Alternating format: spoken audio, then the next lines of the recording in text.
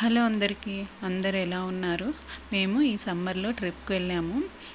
ఈ సమ్మర్ ట్రిప్లో భాగంగా మేము మురుడేశ్వర, గోకర్ణ చుట్టూ ఉన్న ప్లేసెస్, బీచెస్ అన్నీ చూసేసుకొని ఫైనల్గా మేము ఉడిపి వచ్చాము. భారతదేశంలోని సుప్రసిద్ధ పుణ్యక్షేత్రాలలో కర్ణాటకలోని ఉడిపి క్షేత్రం కూడా ఒకటి. ఈ గుడిలో కృష్ణుడు బాలకృష్ణుని అవతారంలో దర్శనమిస్తాడనమాట. ఒక చేతిలో కవ్వాన్ని పట్టుకొని ఉంటాడు, మరొక చేతిలో కవ్వపు తాడుని పట్టుకొని బాలకృష్ణుని అవతారంలో భక్తులకు దర్శనమిస్తూ ఉంటాడు. ఈ గుడి చూడ్డానికి ఎంత అందంగా ఉంటుందంటే చెప్పడానికి మాటలు సరిపోవు, చూడ్డానికి రెండు కళ్ళు సరిపోవు, అంత అందంగా ఉంటుంది. మేము చాలా గుళ్ళు తిరిగాము, బట్ మాకైతే ఈ గుడి చాలా బాగా అనిపించింది. మనసు ప్రశాంతంగా అనిపించింది. గుళ్ళో ఉన్నంతసేపు ఎంత హాయిగా ఉన్నిందంటే చెప్పడానికి సరిపోదన్నమాట. అంత బాగా అనిపించింది. ఎందుకో మరి గుడి కూడా అంతే అందంగా ఉంది, మా మనసు కూడా అంతే ప్రశాంతంగా అనిపించింది. ఇక్కడ స్వామివారిని 9 రంధ్రాలున్న కిటికీ నుండి దర్శించుకోవాలి. ఈ కిటికీని నవగ్రహ కిండి అంటారంట. ఇలా నవగ్రహ కిటికీ నుండి కృష్ణుని దర్శించడం వల్ల గ్రహ దోషాలన్నీ తొలగుతాయని అంటారు. ఇక్కడ కనిపిస్తున్న ఈ పుష్కరిని మధ్వ సరోవరం అని పిలుస్తారంట. ఇది ఆలయం లోపలే ఉంది.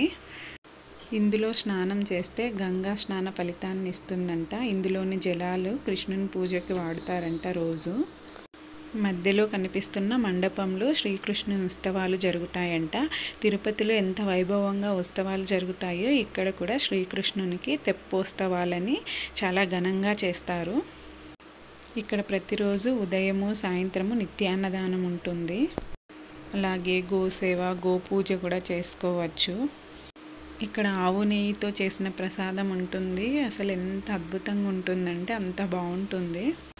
ఈ చిన్ని కృష్ణుని దర్శించడం వల్ల సంతానాభివృద్ధి, ఆనందము కలుగుతుందని అందరూ అంటూ ఉంటారు.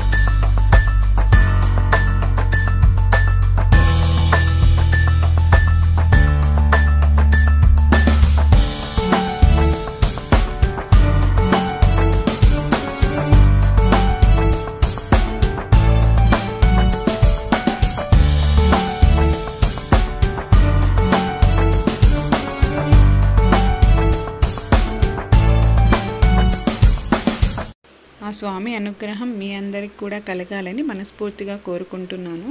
ఈ వీడియో ఎలా అనిపించింది అన్నది కామెంట్ చేయండి. వీడియో నచ్చితే లైక్ చేసి ఇలాంటి మరిన్ని ఇంట్రెస్టింగ్ వీడియోస్ కోసం ఛానల్ని సబ్స్క్రైబ్ చేసుకోవడం మాత్రం మర్చిపోకండి. Thank you for watching.